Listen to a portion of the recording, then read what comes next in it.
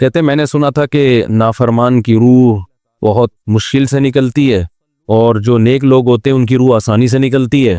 تو میں تو جب گیا یورپ میں تو میں نے بہت سے گوروں کو بڑے آرام سے مرتے ہوئے دیکھا اور بہت سے نیک لوگوں کو بڑی مشکل سے مرتے ہوئے دیکھا. تو یہ کیا ہے؟ تو کہہ رہے مجھے تو اسلام کے بارے میں اشکالات شروع ہو گئے. میں نے کہا آپ نے جن سے یہ تقریر سنی ہے نا کہ نیک لوگ کی روح آرام سے نکلتی ہے، بروں کی مشکل سے نکلتی ہے، انہوں نے آدھی بات بتائی ہے، پوری نہیں بتائی. میں نے کہا یہ تو صحابہ کے دور میں نے کہا اگر آپ حدیثیں پڑھ لیتے ایک آیت سے کبھی تھوڑی مسئلہ حل ہوتا ہے. آپ کسی کی ایک بات لے رہے ہیں، دوسرے موقع پہ جو اس نے تشریح کی ہے وہ آپ نہیں لے رہے. میں نے کہا معاذ اللہ، اگر کسی کی کوئی موت کی کسی کو بہت تکلیف ہو رہی ہے، یہ اس معاذ اللہ اس کے برے ہونے کی علامت ہے، تو یہ تو پھر کفر ہے. احادیث میں آتا ہے کہ آپ صلی اللہ علیہ وسلم کو موت کی تکلیف دوسروں سے زیادہ ہوئی ہے. آپ صلی اللہ علیہ وسلم فرمایا اوعکو کما یوعکو رجلان منکم، مجھے بخار میں اتنی تکلیف ہوتی ہے جتنی تم میں سے دو آدمیوں کو ہوتی ہے. آپ پر جب بیماری آتی تھی نا، آپ کو تکلیف دوسروں سے زیادہ ہوتی تھی. اور امی عائشہ رضی اللہ تعالی عنہا فرماتی ہیں کہ نبی صلی اللہ علیہ وسلم کا سر مبارک میری گود میں تھا جب آپ کی روح نکلی ہے، اور آپ کی جو میں نے موت کی تکلیف دیکھی ہے، جس شدت میں آپ جس تکلیف میں تھے، اس کے بعد مجھے کسی کی موت کی جو آسانی سے کوئی دنیا سے گیا ہو نا، اس کے مرنے پر مجھے کبھی رشک نہیں آیا. رشک کا کیا مطلب؟ کہ بھئی یہ اتنی آسانی سے چلا گیا تو اس کا مطلب یہ زیادہ اچھا تھا، اور معاذ اللہ آپ صلی اللہ علیہ وسلم کے اعمال کم تھے، تو یہ تو ممکن نہیں ہے نا. کہتے ہیں مجھے کبھی کسی پہ رش نہیں آیا کہ آرام سے مر گیا تو بہت نیک ہوگا. ٹھیک ہے نا، بہت مشکل ہے سمجھانا. امی عائشہ فرماتی ہیں کہ یعنی امی عائشہ کی حدیث کا مفہوم بیان کر رہا ہوں کہ نبی صلی اللہ علیہ وسلم کی موت کے وقت جو تکلیف کی حالت تھی، اس کو جب سے میں نے دیکھا ہے، تو امی عائشہ کی بات کا خلاصہ یہ ہے کہ اب اگر میں کسی کو دیکھتی ہوں نا کہ آرام سے روح نکل رہی ہے، یعنی آرام سے مر رہا ہے، دنیا سے جا رہا ہے، تو مجھے اس پہ رش نہیں آتا کیونکہ بہت نیک ہوگا. کیا مطلب؟ اس کا نیک عمل سے تعلق بولتے کیوں نہیں ہے. لیکن ہمارے ہاں سارا مدار کس پر ہے؟ مرنے کے بعد شکل کیسی ہے اس کی؟ آڑا ترشا ہو گیا تو جہنم میں جا رہا ہے اس کا مطلب. اور اگر مرا ہوا ہے، دانت کھلے میں، ایسا لگ رہا ہے مسکرا رہا ہے، سیدھا کہاں جا رہا ہے؟ او بھائی، اگر خدا نخواستہ کوئی لکوے کا مریض تھا، کوئی فالج کا مریض تھا، وہ تو مرے گا تو اس کا تو بیچارے کا ہوگا تھوڑا سا چہرہ بھی ٹیڑھا ہو سکتا ہے، کچھ بھی ہو سکتا ہے، نیک لوگوں کا بھی ہو سکتا ہے. تو مدار کس پر ہے؟ اعمال پر. اور نیک لوگوں کو بعض دفعہ موت کے وقت ڈبل تکلیف دی جاتی ہے. ایک تو اس لیے دی جاتی ہے، یا تو اس لیے کہ کوئی گناہ ان کا باقی رہ گیا ہوتا ہے. اللہ کیا کہتے ہیں؟ بھائی قبر میں جانے سے پہلے اس کو ہمارے پاس دھلا کے لے کے آؤ، صاف ستھرا ہو کے. اب ہمارے پاس آ رہا ہے تو اب ہم نہیں چاہتے کہ اس کے گناہوں کی گٹری ہو، اس کو پاک صاف کر کے لے. میں نے بڑے بڑے بزرگ دیکھے جن کو آخری وقت میں بہت مصیبت میں گزری ان کی، یعنی زندگی کے آخری ایام، بیٹیوں کی ٹینشن، کسی بیٹی کو طلاق ہو گئی، وہ گھر آ گئی، کوئی اور مسئلہ ہو گیا، تو بڑی ٹینشن میں آخری وقت. لیکن وہ زبان سے کیا کہتے تھے؟ شکر.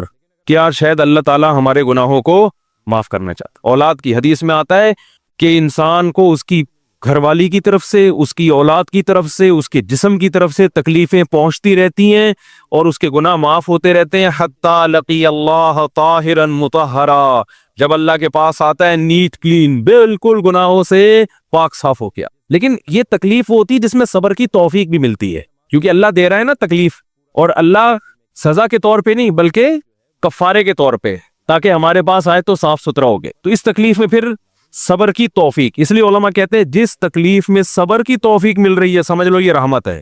یہ کیا ہے؟ رحمت. یہ اللہ آپ کو بنانا چاہ رہا ہے کچھ. اب لوگ کہتے ہیں یہ والی تکلیف کیوں، وہ والی کیوں نہیں آئی، یہ تو بہت زیادہ ہو گئی.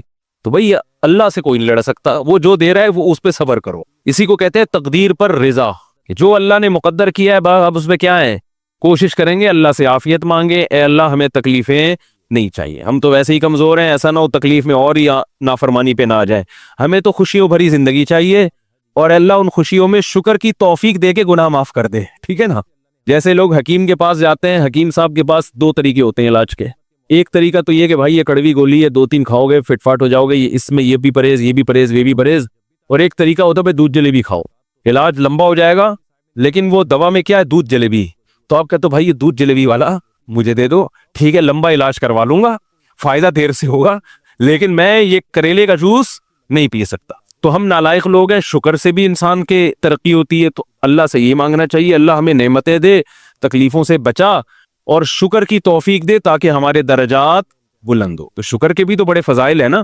تو مانگنے تو کیونکہ عبدیت اور غلامی کا تقاضا یہ ہے کہ اللہ سے عافیت مانگی جائے، لیکن اللہ تکلیف دے دے تو اس پہ صبر۔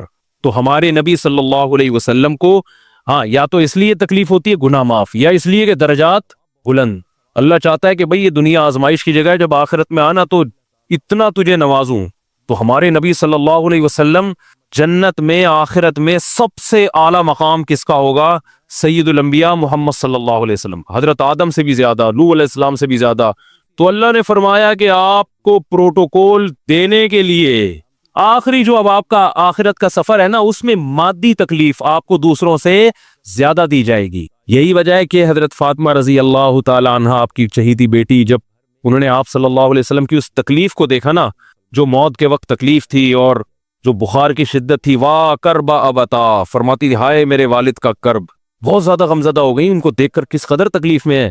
تو آپ صلی اللہ علیہ وسلم نے فرمایا لا کرب علی ابیک بعد اليوم، کیسے تسلی کے جملے۔ اپنی بیٹی سے فرمایا ہے فاطمہ تیرے باپ پر آج کے بعد کوئی تکلیف، بولو لا کرب علی ابیک بعد اليوم، اس میں بھی آپ صبر کا پہلو تلاش کر رہے ہیں، شکر کا، بس یہ اللہ کی طرف سے آخری ہے۔ آج کے بعد اے میری بیٹی تیرے باپ پر کوئی تکلیف نہیں، اپنی بیٹی کو بھی تسلی دے رہے ہیں کہ غم ہلکا کر، بس یہ اللہ کی طرف سے آخری ہے، آج کے بعد کوئی تکلیف نہیں ہوگی۔ تو ہمارے ہاں وہ بیچارہ تکلیف سے جا رہا ہے، تو یار دیکھا آ گیا نا سامنے، لگے یہ دیکھا، ہم تو کہتے تھے بندہ ہی 2 نمبر ہے، اب آ گیا نا تو دیکھو کیسے مر رہا ہے۔ اور پیغمبروں کو تکلیف تو دی جاتی ہے، لیکن کوئی ایسا عیب نہیں ہوتا، ایسی بیماری نہیں ہوتی جو لوگوں میں معیوب سمجھی جاتی ہے، یہ نہیں ہوتا، کیونکہ پیغمبر اللہ کے قاصد ہیں، تو اللہ ان کو ہر لحاظ سے امت کو یہ بتانا چاہتے ہیں یہ میرے رسول ہیں، یہ میرے سفیر ہیں۔ تو کوئی بھی ایسی چیز جس کی وجہ سے لوگوں کو ان سے نفرت ہو، یا طبعی نفرت جو انسان کے اختیار میں نہیں ہوتی، تو اللہ ایسی بیماری اور ایسی تکلیف سے بچاتے ہیں ان کو۔ سمجھ میں آ رہی ہے بات؟ لیکن امتی کو ایسی تکلیف ہو سکتی ہے، یہ جو ختم نبوت کے علماء کہتے ہیں نا، مرزا غلام احمد بیت الخلاء میں گر کے مر گیا، تو بعض لوگ کہتے ہیں وہ تو بیت الخلاء میں تو فلاں بزرگ کا بھی انتقال ہوا تھا، فلاں کا بھی بزرگ کا ہو سکتا ہے، پیغمبر کا بیت الخلاء میں انتقال بولو نہیں ہو سکتا، کیونکہ پیغمبر کو اللہ ایسے عیب سے بچاتے ہیں جو انسانوں میں عیب سمجھے جاتے ہیں۔ تو پیغمبر کو ایسی بیماری نہیں ہوتی، جیسے اچھوت کی بیماری ہے کہ کوئی ہاتھ نہیں لگا سکتا اس کو، ایسی بیماری پیغمبروں کو نہیں ہوتی۔ کوڑ کی بیماری پیغمبروں کو نہیں ہوتی، کیونکہ ایسی بیماری جس سے لوگ گھن کھاتے ہیں، ایسی نہیں، لیکن امتی کو ہو سکتی ہے، امتی کو ایسی بیماری ہو سکتی ہے، اللہ اس کے درجات کیا کرے گا؟ بلند کرے گا اس سے۔ مجھے ایک واقعہ کسی نے سنایا کہ ایک ہندو تھا، اس کو کوڑ کی بیماری تھی، کوڑ نہیں ہوتا گوشت گلنا شروع ہو جاتا ہے، تو یہ بیماری پھیلتی ہے، تو اس کے رشتہ داروں نے بالکل الگ کر دیا اس کو، وہیں سے کھانا پھینکتے ایسے کر کے، کہیں تبلیغی جماعت گئی، ان کو پتہ چلا، وہ بیٹھ گئے اس کے پاس جا کے، اس کو کھلا بھی رہے ہیں پلا بھی رہے ہیں، تو وہ بڑا متاثر ہوا، یار سب نے چھوڑ دیا اور مسلمان ہو گئے، تبلیغ والے تو اکرام کا کوئی موقع الحمدللہ چھوڑتے نہیں ہیں، تو وہ مسلمان ہو گیا اور پھر اس کا انتقال ہو گیا تھوڑے دنوں میں۔ اب دیکھو اللہ نے جو اس کو کوڑ کی بیماری میں ڈالا، یہ بیماری اس کے لیے رحمت بن گئی کہ نہیں بن گئی؟ تو کفر کی حالت میں کوئی اچھا کام کیا ہوگا اس نے، اس کے بدلے میں اللہ نے اس کو کیا دے دیا؟ کوڑ کی بیماری۔ اب دنیا کہے گی یار عام کافر جو اچھے کام نہیں کرتے وہ تو فٹ فاٹ گھوم رہے ہیں، اور یہ تھوڑا بہت خیال کرتا تھا، اس کو اللہ نے کیا دے دیا؟ بھائی اس کو دیا اس لیے کہ اللہ کو پتا ہے کہ جی کوڑ میں ہوگا تو تبلیغ والے آئیں گے، اس کی آؤ بھگت کریں گے، اور یہ کیا ہو جائے گا؟ اسلام میں داخل ہو جائے۔ تو اللہ کے کام ہے، یہ اللہ ہی بہتر جانتا ہے۔ تو بعض دفعہ اللہ تکلیف میں ڈالتے ہیں تاکہ آپ کے گناہ دھل جائیں۔ تو اس لیے موت کی جو تکلیف ہے نا، اچھا، اور عین ممکن ہے کوئی بہت بڑا بدماش ہو، بڑے آرام سے مر جائے، اور مرنے کے بعد ایسی خوبصورت اسکن ہو جائے اس کی، کیونکہ اسکن کی اچھے یا برے ہونے کا تعلق موسم سے ہے، جینے، ٹھیک ہے نا؟ جس کو برین ہیمریج ہوتا ہے تو چہرہ خراب ہوتا ہے، چاہے وہ نمازی ہو۔ میں نے ایسے پکے نمازیوں کو جن کی نماز کی حالت میں ڈیتھ ہوئی ہے، ان کو دیکھا موت کے بعد ان کا چہرہ کالا ہو گیا۔ یہ بری بات نہیں تھی، یہ کالا اس لیے ہو گیا کہ برین ہیمریج ہوا، رگ پھٹی ہے تو بلیڈنگ ہونا، اور ہارٹ اٹیک بھی ہوا پھر ان کو، تو ڈاکٹر کہہ رہے تھے ان کو جلدی دفناؤ کیونکہ یہ بہت جلدی ان کا جسم خراب ہو جائے گا۔ حالانکہ پھر میں نے خواب میں ان کو جنت میں بھی دیکھا، صحیح ہے نا؟ تو خام خمانہ لوگوں نے یہ چیزیں بنائی ہوئی، تبھی میت کو چھپانے کا حکم ہے، کیونکہ اکرام کرنا ہے نا، تو چہرہ مرنے کے بعد بگڑنا شروع ہوتا ہے، یہ ہر ایک کا ہوگا، چاہے نیک ہو چاہے برا، تبھی تو حکم ہے کہ اس کو جلدی دفن کرو، کیونکہ اس کی توہین ہے اب لوگوں کے سامنے رکھنا۔ اور ہمارے یہاں کیا ہو رہا ہے، باقاعدہ مردوں کے ساتھ سیلفیاں چل رہی ہیں، ناک میں روئیاں ٹھوسی ہوئی ہیں، اور ویڈیو بن رہی ہے، اور زیارت ہو رہی ہے، لائن لگ لگ کے پبلک دیکھ کے جا رہی ہے۔ کیا جاہلانہ رسم ہے یار، کیا جاہلانہ۔ میت میں اور دلہن میں فرق ہونا چاہیے، دلہن کی منہ دکھائی ہوتی ہے, وہ محلے پڑوس کی عورتیں آتی ہیں, بھائی دلہن آئی ہے بیوٹی پارلر کر کے دیکھ رہی ہیں, تو مردے اور دلہن میں اتنا تو فرق کرو, مردے کی بھی رونمائی ہو رہی ہے. تو یہ غلط رسم ہے. انتقال ہو گیا فوراً چہرے پہ کپڑا. ہاں جو اس کے بہت قریبی لوگ ہیں, قریبی لوگ ایسا ہوتے ہیں کہ اگر وہ بدبو آ بھی رہی ہو, چہرہ بگڑ بھی جائے, ان کو نفرت نہیں ہوتی. بیٹے کو اپنے باپ سے نفرت نہیں ہوگی, چاہے جیسا بھی ہو, چہرہ جیسا بھی بگڑ جائے. وہ کہے گا یار میرا اس کا رشتہ خوبصورتی کی بیس پہ تھوڑی ہے. لیکن اجنبی لوگ جب اس کو دیکھیں گے تو چہرے کے بارے میں تبصرے بھی کریں گے. اور ایک صاحب کا انتقال ہوا, میں نے کہا جلدی دفناؤ, چہرہ نہ دکھاؤ. تو انہوں نے کہا لوگ کہیں گے یار لگتا ہے کچھ چہرہ بگڑ گیا اس لیے چھپا رہے ہیں. میں نے کہا اب تو اور چھپانا چاہیے, اس لیے کہ جس کا بگڑ جائے اس کو تو چھپائیں گے تو پھر لوگ یقیناً کہیں گے بگڑا ہوا چہرہ ہے. تو اس رسم ہی کو ختم کر دینا چاہیے. انتقال ہوا فوراً چہرے پہ کپڑا. ہاں بیوی دیکھ سکتی ہے اپنے شوہر کو, یا بیٹے ہیں, یا اس طرح جو بھائی بہن ہیں قریبی, وہ دیکھ لیں. باقی پبلک سے چھپا کے اس کو فوراً کیا کرو, دفن. اب تو قبر میں جا کے بھی دکھا رہے ہوتے ہیں. یہ اجمیوں کی گندی رسم ہے, بری رسم ہے. گندی کا لفظ میں نے تھوڑا سا زیادہ سخت استعمال کیا, لیکن مجھے اس سے زیادہ ہلکا لگ نہیں رہا کوئی لفظ. عرب میں ایسا نہیں ہوتا. سعودی عرب میں جو ہے نا, عرب لوگ بہت سی چیزوں میں ابھی بھی اسلام کے بہت قریب ہیں, بڑے خاندان. ہم لوگ چونکہ ہندوؤں کے ساتھ زیادہ رہے ہیں نا انڈیا میں, تو بہت سی چیزیں ہم نے وہاں سے کیا لی ہیں جو مذہبی لوگوں میں بھی آئی ہیں. عرب میں یہ سسٹم نہیں ملے گا آپ کو. عرب میں جب تک زندہ ہے احترام, ادب, تمیز. انتقال ہو گیا فوراً سے پہلے دفنایا, قبر پہ تختی بھی نہیں لگاتے. وہ جب جائز ہے تختی لگانا, لیکن وہ بھی نہیں لگاتے. کہہ رہے اب اس کو تختیوں کی ضرورت نہیں ہے, اب دعاؤں کی ضرورت ہے. دعائیں ہوتی رہتی ہیں ابا کے لیے, صدقات و خیرات کرتے ہیں. تب ایسا صدقے کرتے ہیں عرب کہ آپ کی سوچ ہوگی. ایسی سخاوت ہے عربوں میں, اپنے ابا کے لیے, اپنی اماں کے لیے دعائیں کرتے ہیں. وہ میں نے بتایا نا ایک واقعہ میں نے بہت پہلے سنایا تھا, جدہ میں کسی کے ہاں ٹھہرا ہوا تھا سعودی عرب میں, پاکستانی تھے. وہ کسی عرب کے ساتھ 30 سال سے ملازمت کر رہے تھے. عربوں کا نا آپ کو ایک پہلو دکھایا جاتا ہے میڈیا پہ, جو اچھا پہلو ہے وہ نہیں دکھایا جاتا. جو اسلام کی وجہ سے ان میں خوبی ہیں وہ نہیں دکھایا جاتا. تو ایک عرب شیخ تھا جس کی ہاں یہ ملازم. دوسرا عرب کا جو اصل کلچر آپ کو ملے گا گاؤں دیہاتوں میں, شہروں میں تو پتہ نہیں کون کون آگے آباد ہوا ہے, اس میں اچھے بھی ہیں برے بھی ہیں. کہہ رہے میں نے دیکھا کہ وہ ایک عرب شیخ اپنی فیکٹری سے نکلا, میں تو ایک بھکاری آیا, اس نے اللہ کے نام پہ کچھ مانگا. اس کے پاس پتہ نہیں تنخواہ بارٹر نکل رہا تھا, کیا نکل رہا تھا, اس کے پاس بہت سارے پیسے تھے ریال. تو اس نے اس کو بھکاری کو دے دیے. بھکاری کو جیسے دیے, بھکاری نے, اچھا یہ عرب بھی 80 سال کا بڈھا, تو اس بھکاری نے اس کے عربی کے ماں باپ کو دعائیں دینا شروع کر دی دل سے نا. وہ پاکستانی تھا, وہ ہوشیار, دعائیں دی, اللہ کرے تمہارے ابا کی مغفرت ہو جائے, اللہ کرے. تو وہ عرب کو اتنا اچھا لگا, اس نے اور دے دیے. پھر وہ شروع ہو گیا, اللہ کرے تمہارے ابا وہ پھر اور دیتی. کہہ رہے اتنے پیسے اس بھکاری کو دے دیے. میں نے کہا یار یہ تو لاکھوں پتی بن گیا ہے, سارے پیسے ختم ہو گئے اس کے پاس, اور وہ گھنا دعائیں دیتا جا رہا ہے. وہ جو گھنا تھا نا وہ کیا کر رہا ہے, وہ بھی گھنا بن کے طبیعت سے دعائیں دے رہا ہے. وہ رونا بھی آ جاتا ہے پاکستانیوں کو, آپ کو پتہ ہے. تو کہہ رہے وہ چلا گیا, پیسے ختم ہو گئے. اس عربی نے کہا اگر یہ میرے پاس اور بھی پیسے ہوتے نا, یہ دعائیں دیتا رہتا میں پیسے. بعض ایسے جذبات ہو جاتے ہیں نا انسان کے کہ اس کو لگتا ہے کہ شاید یہ دعا قبول ہو رہی ہے, بعض دفعہ ایسی کیفیات آ جاتی ہیں انسان کے اوپر.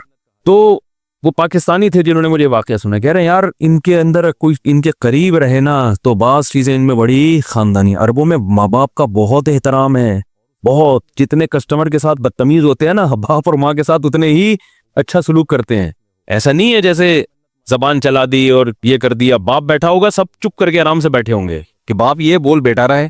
ہمارے یہاں بیٹا باپ لگ, میں تو لوگوں سے پوچھتا ہوں یہ پہلے کیوں, کہ مجھے ایسا لگ رہا ہے آپ کا بچہ آپ سے پہلے پیدا ہو گیا, یعنی وہ باپ بنا ہوا ہوتا ہے.